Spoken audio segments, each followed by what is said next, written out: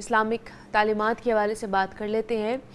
میدان حشر وہ عظیم دن ہے جس میں پوری انسانیت اپنے رب کے سامنے جمع کی جائے گی، اور قیامت کے دن سور پھونکی جائے گی، اور اس کے بعد جب مردہ زندہ ہوں گے تو سب ننگے پاؤں، بے لباس اور خوف زدہ حالت میں میدان حشر کی طرف دھکیل دیے جائیں گے۔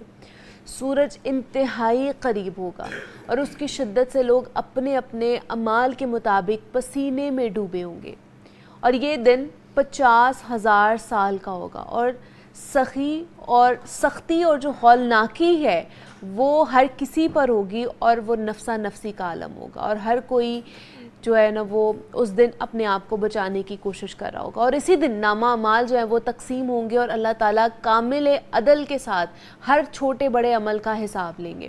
تو آج کے پروگرام میں ہم اسی اہم موضوع پر بات کریں گے اور یہ جاننے کی کوشش کریں گے کہ میدان حشر کا احوال کیسا ہوگا، اور اس دن حقیقی کامیابی کیسی ممکن ہو پائے گی۔ اور اس پر بات کرنے کے لیے ہمارے ساتھ اسٹوڈیوز میں موجود ہیں مفتی بہرام شاہد صاحب ہیں۔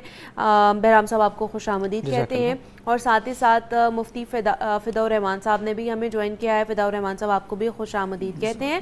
بہرام صاحب آپ ہی سے میں سٹارٹ کروں گی۔ میدان حشر کا احوال ہم لوگ بچپن سے سنتے آ رہے ہیں، کہانیوں کی شکل میں، ہم ویسے بھی گھر میں جو بزرگ لوگ ہوتے ہیں وہ ہمیں بتا رہے ہوتے ہیں کہ کس طرح قیامت آئے گی، میدان حشر کا احوال کیا ہوگا۔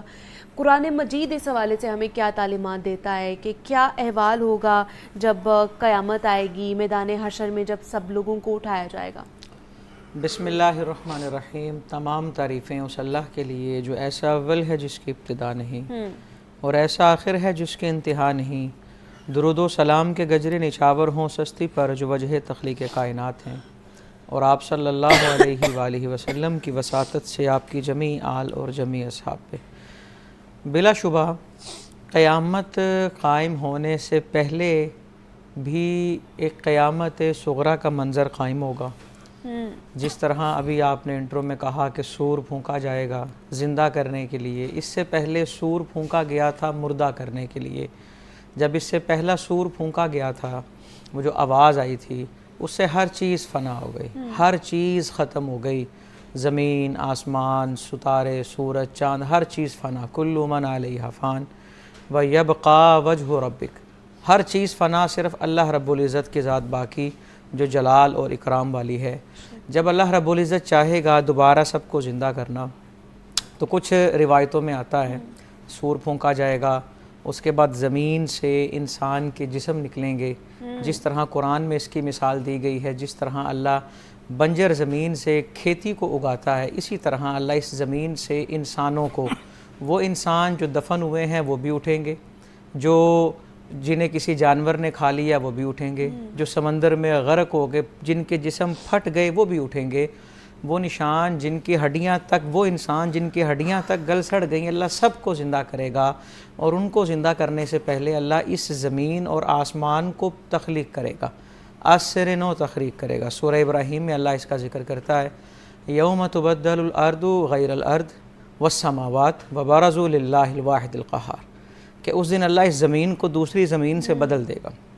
جس طرح بھی ہم زمین کو دیکھتے ہیں، کہیں اتار ہے، کہیں چڑھا ہوا ہے، کہیں پہاڑ ہے، کہیں کیا ہے، اب ایسا نہیں ہوگا، ساری زمین بالکل فلیٹ ہوگی، اور اس طرح ہوگی، کچھ روایتوں میں آیا اس طرح چمک رہی ہوگی جیسے چاندی چمکتی ہے، کچھ روایتوں میں آیا کہ وہ سفید ہوگی، اور سفیدی وہ جس کے اندر تھوڑی سی سرخی ہوتی ہے۔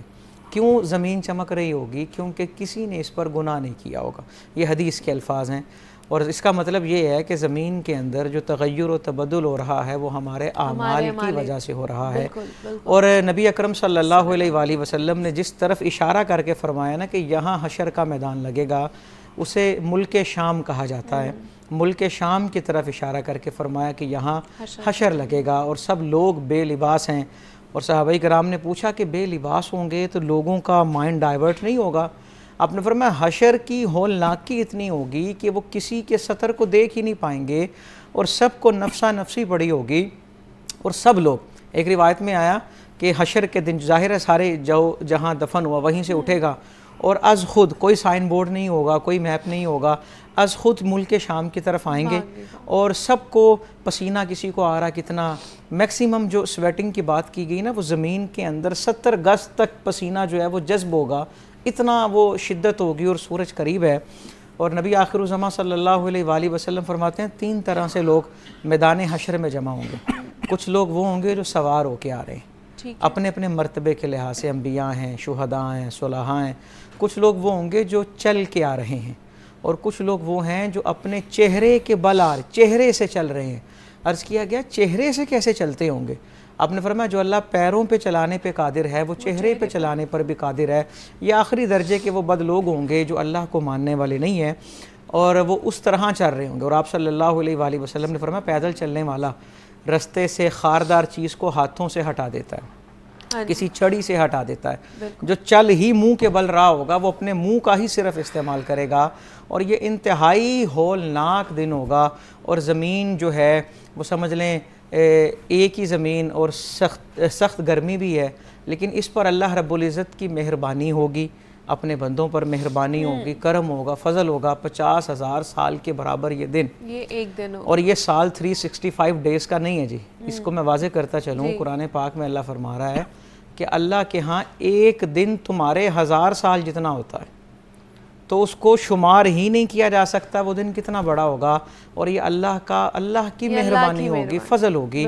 اور وہ لوگ جنہوں نے دنیا میں ہی اللہ کے بندوں کا حشر بنایا ہوا ہے, وہ لوگ وہاں کس طرح پناہ ڈھونڈ رہے ہوں گے جو آج کسی پر مہربانی کرے گا. مثال کے طور پہ ایک روایت اللہ کے نبی علیہ الصلوۃ والسلام ارشاد فرماتے ہیں جو سفید بال کی وجہ سے حیا کرے, کسی کا سینئر سٹیزن ہونے کی وجہ سے حیا کرے, اور وہ کہ نہیں یہ بزرگ ہیں کوئی بات نہیں, خیر اتنی سی بات ایک دفعہ کرے, تو حشر کے دن اللہ فرمائے گا کہ اس نے میرے ایک وہ بندہ جو بزرگ ہو چکا تھا اس کا احترام میں یہ چپ رہا, تو میں رب ہوں, رحمان ہوں, رحیم ہوں.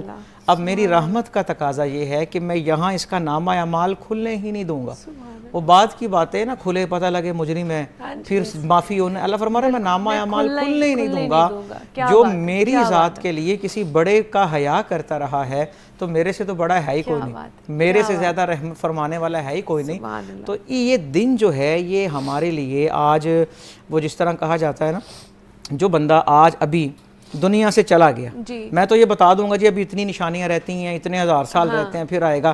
لیکن اگر میں ابھی چلا گیا تو میرا عشر شروع ہو گیا, میرا وہ معاملہ کیوں شروع ہو گیا؟ کیونکہ میرے اعمال جو ہیں وہ ختم ہو گئے. اب وہی جو چیزیں میں نے کی ہیں وہی آگے چلتی رہیں گی. میرا جو ایک دنیا کا معاملہ تھا, اب جو میں نے کیا ہے اسے میں نے فیس کرنا سٹارٹ کر دینا ہے قبر سے. تو اس لیے کچھ لوگ بڑے بے باک اور نڈر ہو کے کہتے ہیں حشر کی بات ہے دیکھی جائے. ایسا نہیں کہنا چاہیے, اللہ کے عدل کو نہیں پکارنا چاہیے, اس کے فضل سے ہی امید رکھنی چاہیے. اور اللہ کے فضل کے لیے ضروری ہے کہ بندہ بندوں پر فضل کرنے والا ہو. بے شک ایسے ہی ہے, تبھی اللہ کا فضل جو ہے وہ ہمارے اوپر نازل ہوگا. فدی الرحمان صاحب کی طرف جاؤں گی. فدی صاحب جس طرح میدان حشر کے حوالے سے ہم بات کر رہے ہیں, اس کا احوال تھوڑا مفتی بہرام صاحب نے ہمارے ساتھ شیئر کیا ہے. کہا یہ جاتا ہے کہ مختلف جو لوگ ہیں وہ مختلف انبیاء کے پاس جا رہے ہوں گے. کچھ لوگ حضور پاک صلی اللہ علیہ وسلم کے پاس جائیں گے سفارشات لے کے, کچھ لوگ باقی انبیاء کے پاس جائیں گے. یہ کیوں جائیں گے ان کے پاس؟ ان الحمدللہ والصلاة والسلام علی من لا نبی بعد. اعوذ باللہ السمیع العلیم من الشیطان الرجیم. بسم اللہ الرحمن الرحیم. یوم یجمع اللہ الرسل فیقول ماذا اجبتم قالوا لا علم لنا انک انت علام الغیوب.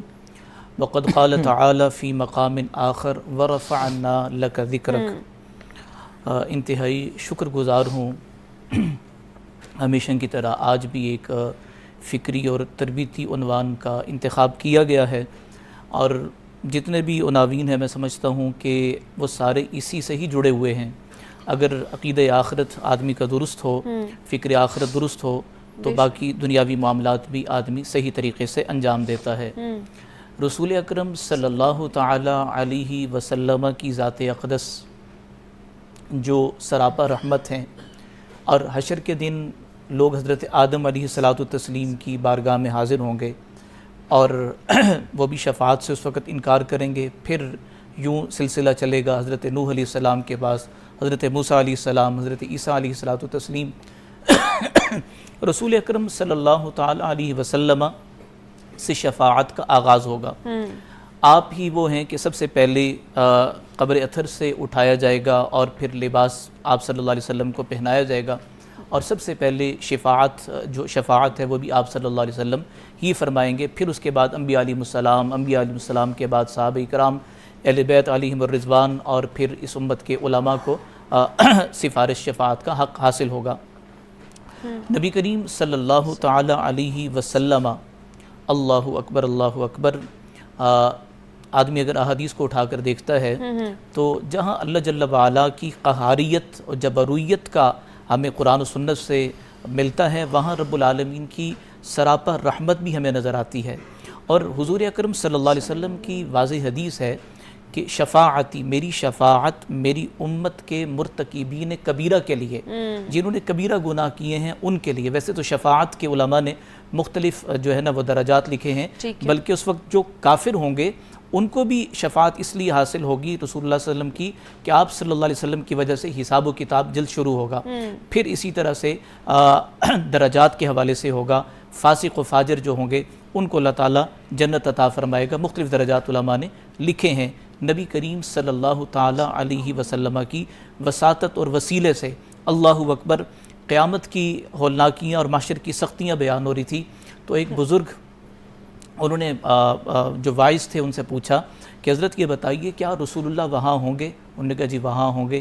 تو اب وہ ایک کیفیت میں ڈوب کر کہنے لگے پھر تو اپنا بیڑا پار ہو جائے گا کہ رسول اکرم صلی اللہ علیہ وسلم اپنی امت کا وہاں خیال رکھیں گے۔ اور پھر حوض کوثر کا معاملہ ہے، ہر ایک پیغمبر کو حوض کوثر حاصل ہوگا، وہ اپنی امت کو وہاں سے پلائیں گے۔ رسول اکرم صلی اللہ علیہ وسلم کے حوض کوثر پر سب سے زیادہ تعداد امتیوں میں سے آپ کی امت کی ہوگی۔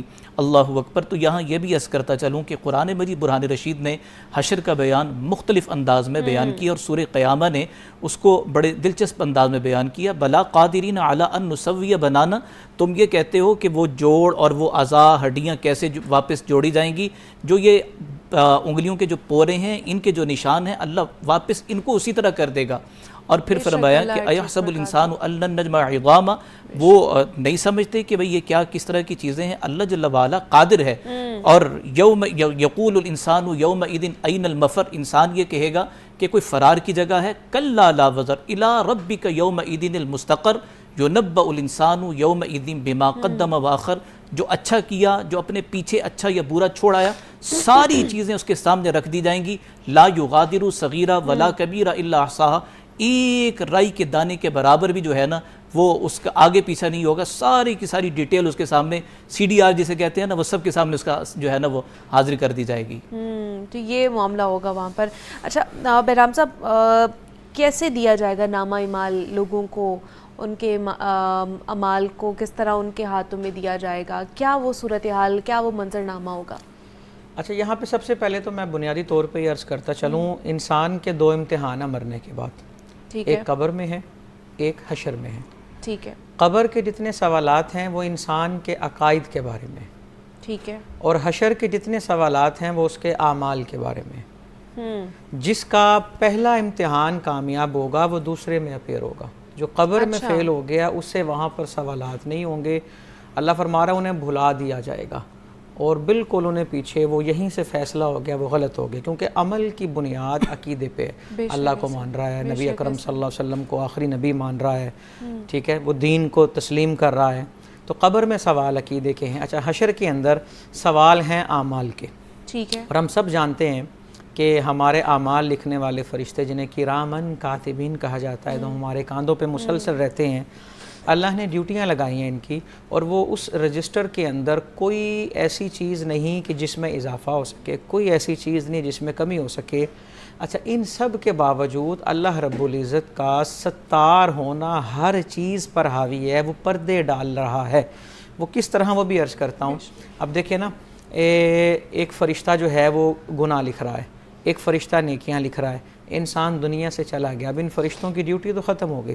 اللہ فرماتا ہے فرشتوں ایسا کرو اس کی قبر پہ کھڑے ہو جاؤ اور قیامت تک اس کے لیے بخشش مانگتے رہو۔ حالانکہ رجسٹر تو بند ہو گیا لیکن اس کی مہربانی جو ہے وہ بند نہیں ہو رہی. قیامت کا دن قائم ہو رہا ہے.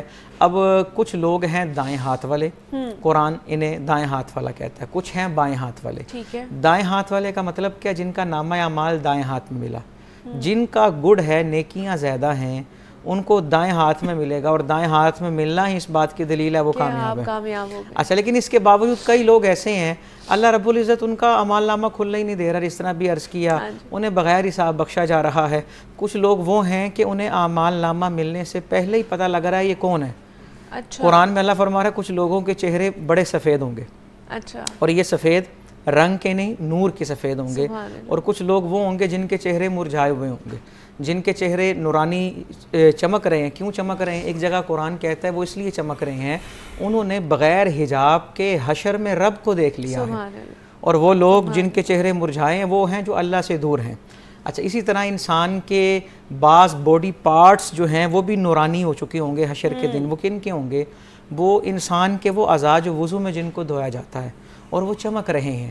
یہ چیزیں بتا رہی ہیں کہ یہ انسان, اس کا نامہ اعمال دائیں ہاتھ میں ہے. اور اللہ جب مہربانی فرمائے گا پھر اس طرح نہیں, جو بخشا گیا وہ صرف اکیلا نہیں بخشا جائے گا. اللہ کی اتنی مہربانی ہوگی کہ اللہ اسے کوٹا دے گا. اور اسے جاننے والے, اس کے چاہنے والے, ان کو وہ بخشوائے گا.